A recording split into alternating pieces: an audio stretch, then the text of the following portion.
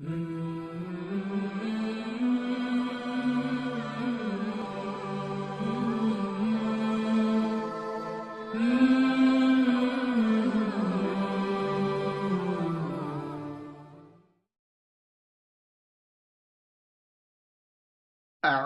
بالله من الشيطان الرجيم.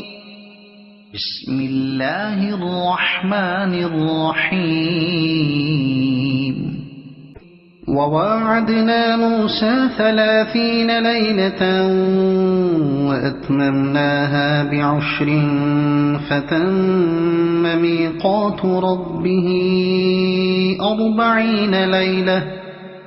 وقال موسى لأخيه هارون اخلفني في قومي وأصلح ولا تتبع سبيل المفسدين. ولما جاء موسى لميقاتنا وكلمه ربه قال رب أرني أنظر إليك قال لن تراني ولكن انظر إلى الجبل فإن استقر مكانه فسوف تراني.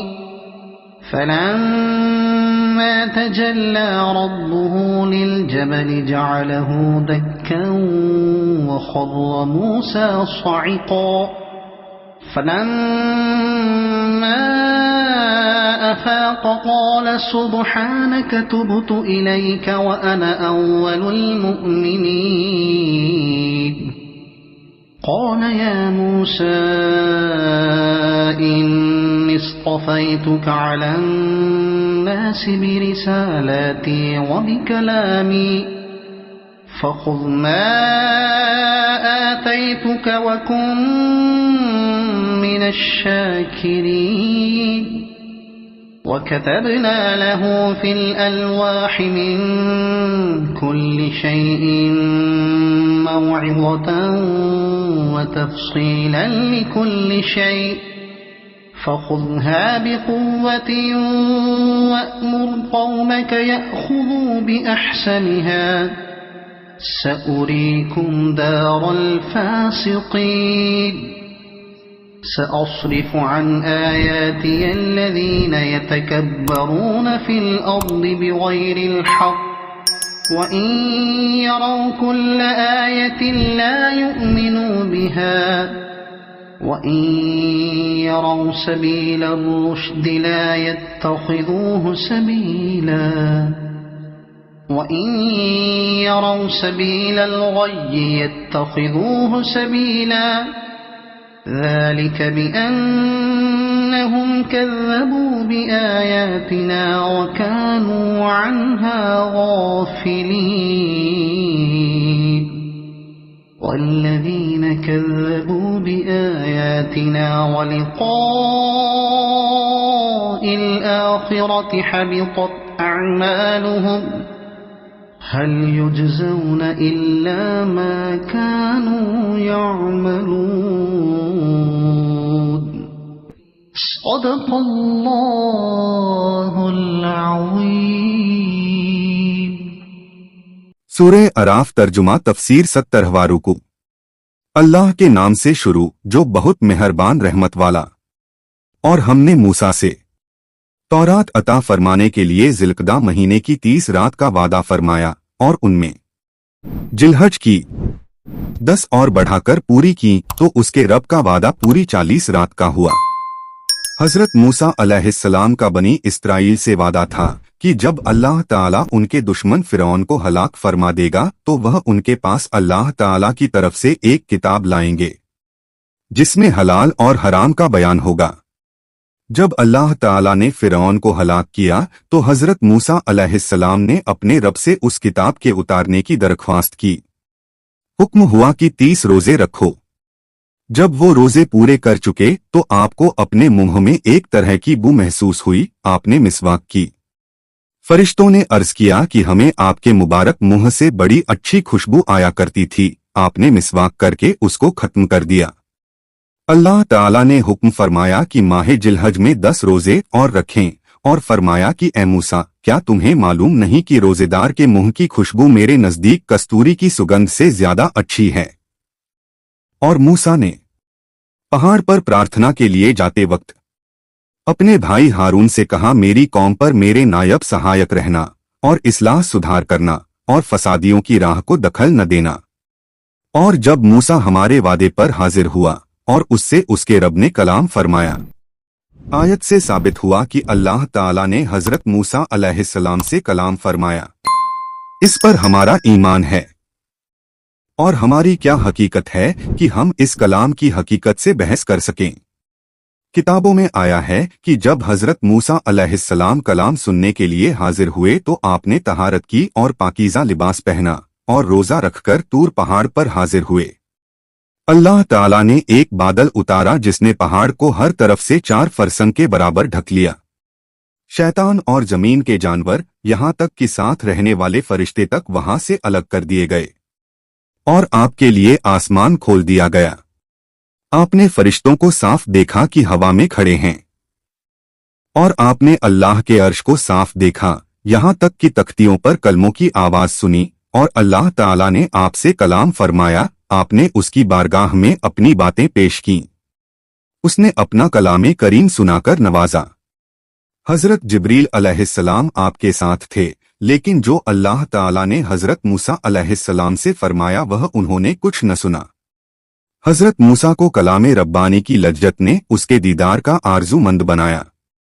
کھاجن وغیرہ عرض کی، اے رب میرے، مجھے اپنا دیدار درشن دکھا کہ میں تجھے دیکھوں۔ فرمایا، تو مجھے ہرگز نہ دیکھ سکے گا ان آنکھوں سے سوال کر کے، بلکہ اللہ کا دیدار بنا سوال کے کیول اس کی عطا اور مہربانی سے حاصل ہوگا، وہ بھی ان فانی یعنی نشور آنکھوں سے نہیں بلکہ باقی آنکھ سے، یعنی کوئی انسان مجھے دنیا میں دیکھنے کی طاقت نہیں رکھتا۔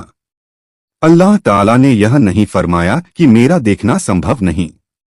اس سے ثابت ہوا کہ اللہ کا دیدار سمبھو ہے، اگرچہ دنیا میں نہ ہو، کیونکہ صحیح حدیثوں میں ہے کہ قیامت کے دن ایمان والے اپنے رب کے دیدار سے فیضیاب کیے جائیں گے۔ اس کے علاوہ یہ کہ حضرت موسیٰ علیہ السلام عارف باللہ یعنی اللہ کو پہچاننے والے ہیں۔ اگر اللہ کا دیدار سمبھو نہ ہوتا تو آپ ہرگز سوال نہ فرماتے۔ ہاں، اس پہاڑ کی طرف دیکھ، یہ اگر اپنی جگہ پر ٹھہرا رہا تو بہت جلد تو مجھے دیکھ لے گا۔ اور پہاڑ کا ثابت رہنا سمبھاونا کی بات ہے، کیونکہ اس کی نسبت فرمایا جلہو دکن، اس کو پاش پاش کر دیا۔ تو جو چیز اللہ تعالیٰ کی ہوئی ہو اور جس کو وہ موجود فرمائے، ممکن ہے کہ وہ نہ موجود ہو اگر اس کو نہ موجود کرے، کیونکہ وہ اپنے کام میں مختار ہے۔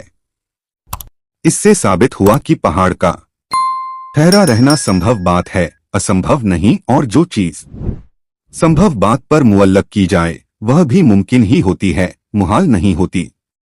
لہذا اللہ کا دیدار جس کو پہاڑ کے ثابت رہنے پر معلق فرمایا گیا وہ ممکن ہوا تو ان کا قول غلط ہے جو اللہ کا دیدار اسمبھو بتاتے ہیں۔ پھر جب اس کے رب نے پہاڑ پر اپنا نور چمکایا، اسے ٹکڑے ٹکڑے کر دیا اور موسیٰ گرا بے ہوش۔ پھر جب ہوش ہوا بولا، پاکی ہے تجھے، میں تیری طرف رجوع لایا پلٹا، اور میں سب سے پہلا مسلمان ہوں بنی اسرائیل میں سے۔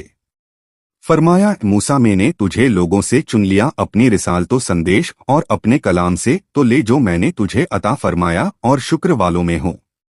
اور ہم نے اس کے لیے تختیوں میں تورات کی جو 7 یا 10 تھیں، زبرجد یا جمرود کی لکھ دی، ہر چیز کی نصیحت اور ہر چیز کی تفصیل، اور فرمایا موسیٰ اسے مضبوطی سے لے اور اپنی قوم کو حکم دے کہ اس کی اچھی باتیں اپنائیں، اس کے آدیشوں کا انوکرن کریں۔ بہت جلد میں تمہیں دکھاؤں گا بے حکموں کا گھر، جو آخرت میں ان کا ٹھکانہ ہے۔ حسن اور عطا نے کہا کہ بے حکموں کے گھر سے جہنم مراد ہے۔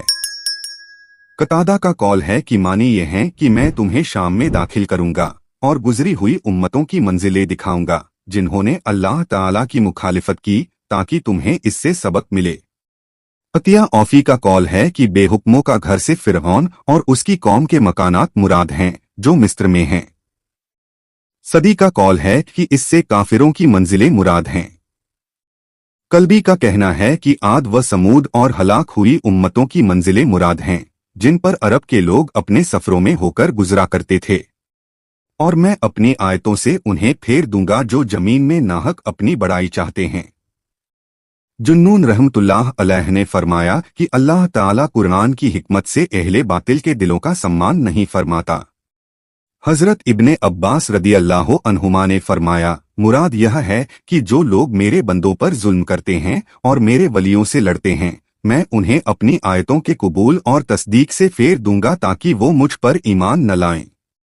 यह उनकी दुश्मनी की सजा है कि उन्हें हिदायत से महरूम किया गया। और अगर सब निशानियां देखें उन पर ईमान न लाएं, और अगर हिदायत की राह देखें उसमें चलना पसंद न करें। यही घमंड का फल और घमंडी का अंजाम है।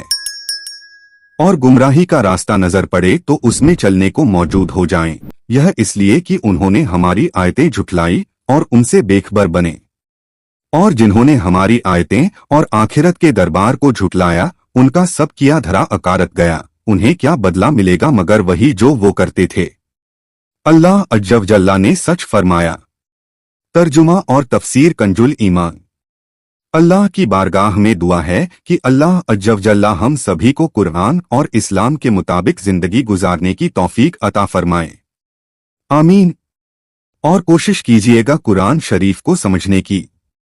वीडियो को सवाब की नीयत से आगे शेयर करें ताकि कयामत तक सदकाए जारिया का सवाब आपको भी मिलता रहे, और क्या पता यही आपके और मेरे हम सभी के निजात का जरिया बन जाए। कुरान शरीफ की और ज्यादा मालूमात के लिए हमारे चैनल नसीम वॉइस सरखेज को सब्सक्राइब जरूर करें। इंशा अल्लाह मिलते हैं अगले वीडियो में। अल्लाह हाफिज।